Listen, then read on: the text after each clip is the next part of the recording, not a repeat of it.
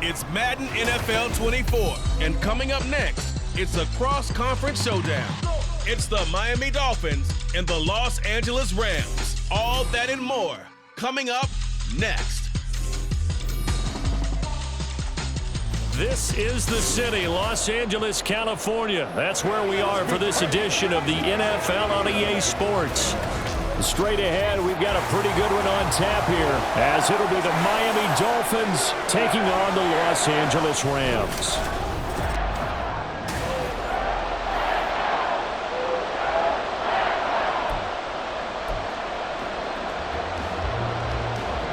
And off we go from SoFi Stadium.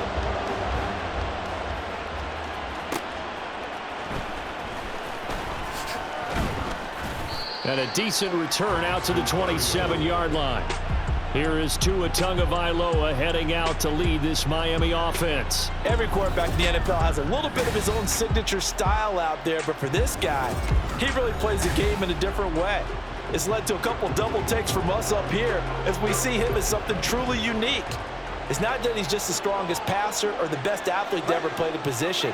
He just has a certain way of seeing the action, and it allows him to make some special plays out there. Meanwhile, Tua's throw caught by his receiver, Hill. And he'll take this to the other side of midfield before going out of bounds. 25 yards that time.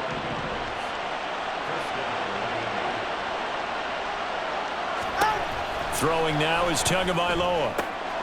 This one complete to Jalen Waddle. And he'll go down, but not before getting this inside the 30. It's another first down on what will be a gain of 21 yards. Well, I think when they look at their offense, they think to themselves, weapons, weapons everywhere, and they want to move the ball around. They want to spread it to different people, but you absolutely know they want to get this man involved as well, and that's what they just did on that play. And he'll take this ahead for about 4. Second down coming up. And that was a quality play to start a new set of downs. That was simply an offensive line winning the battle up front and winning it in a big way and giving their guy in the backfield a nice lane to hit. Now a second down throw for the end zone, but it's incomplete. That was an interesting look there because as soon as he got outside the pocket, I thought he was going to take off and run for yardage. But what often happens now with these quarterbacks who can move, defenses want to try and keep bodies in front of them, and I think that discouraged him from taking off and made him try a pass downfield that fell incomplete. Now, meanwhile, a pass that should have been intercepted, but it winds up falling incomplete. Back-to-back incompletions of what was once a nice drive, stalled out here. I'm going to give credit to the secondary partner. Never gave up as they gave up a few yards, and they came through on that play to deny that pass and force the fourth down. In the end, the opening drive, Charles, does yield points. Maybe not the touchdown that they wanted, though. Yeah, but bottom line, they wanted to get something out of that drive, and they did that. 3 points, they won't turn that down at all.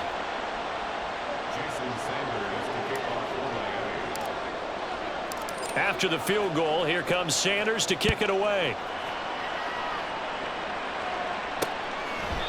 No run back here, down to a knee, and this drive will start at the 25. So out come the Rams now for their first possession. They'll be led out by a longtime starter in the NFL, a former #1 overall pick way back in 2009. It's Matthew Stafford. And Matthew Stafford was taken first overall in the 2009 draft, and he certainly played like a top pick. Throughout his career, he's been one of the most prolific passers in the league, and there's no reason to believe he's going to slow down his production anytime soon. Not only that, he's also one of the tougher quarterbacks in the league as well. First run now for Kyron Williams.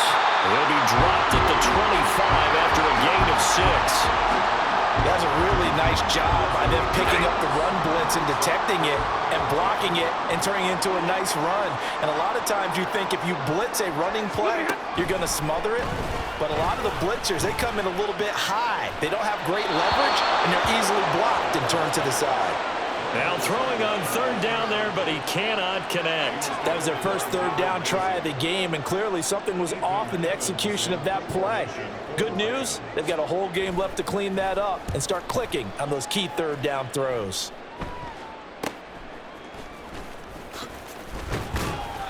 So a good punt there, but a nice return of 11 yards. And it'll be Dolphin football.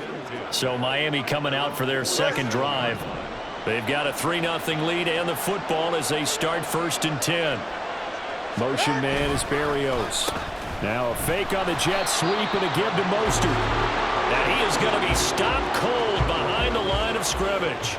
The all-everything defensive tackle, Aaron Donald, the one who made the play there. Now a play fake. Here's Tagovailoa. And he'll get this into the hands of Hill, complete. And he takes this one down almost all the way to the 30. 23 yards the pickup there. From the 32 now. Here's 1st and 10. Now Tua. Tyreek Hill's got another one. And he's going to get this down near the 20-yard line. And it appears we've got a member of the Rams shaken up on that last play. While they come out and take a look at him, we will step aside for just a moment. They had to settle for 3 last drive, hoping this second go-around ends in 6. In good position, 1st and 10. Now here's a look for the end zone, but that one's going to wind up incomplete. Zone coverage there, and they were playing deep. That makes it obviously a little bit harder to run by guys. And that time, it was not much of a window to get the ball in there, and it winds up incomplete. No yardage to speak of whatsoever. Leads to a 3rd down. Right where this set of downs started, they need a full 10 here to pick up the 1st down and move the chains. On play action, here's Tua. Oh, the ball comes out on the hit, but they'll say it's incomplete. That is certainly one way to frustrate a quarterback. When those extra defenders on the field, dime package, lots of speed, no space to fit in the football. The kick by Sanders is good, and that will make it 6-0. So scores on their first 2 possessions, but 6-0, so field goals probably not what they were hoping for. Yeah, you're exactly right about that. Not what they were hoping for, but they should be happy that they have points on the board. It almost feels like that old slow and steady wins the race, doesn't it? In this case, though, they want to be slow and steady now, but get explosive later and put the points up on the board. So a couple of field goals now. 6-0 our score as the kicks away. So an onside kick fail in the first quarter. Not sure I completely see the logic there. It's not apparent, is it? You almost have to go deeper, I think, and maybe if we try and work along with them and speculate a little bit here, they must feel like they need to steal possessions in this game, and maybe they don't match up possession for possession with the opposite team. They've got to steal it and try and gain an advantage, and they tried. They just didn't get it done. 2nd and 9 from the 44. Throwing is Stafford. And that one's going to come up a little short. It's incomplete. Not sure what happened out there, but it looked like the timing was a little off on that throw. Well, you know I'm a defender, so what am I going to say?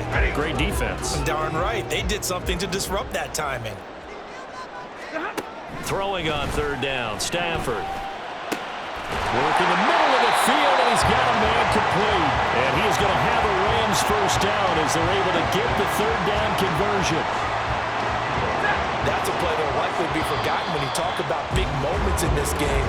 But plays like this are critical to keep drives going. And if points result, we'll call this play significant. The Rams with the football here to begin the second quarter, as they've got it with a 1st and 10.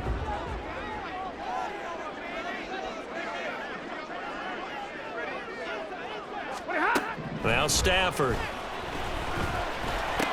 Open man is Higbee, the tight end. And they're going to be set up now with the ball at the 13-yard line.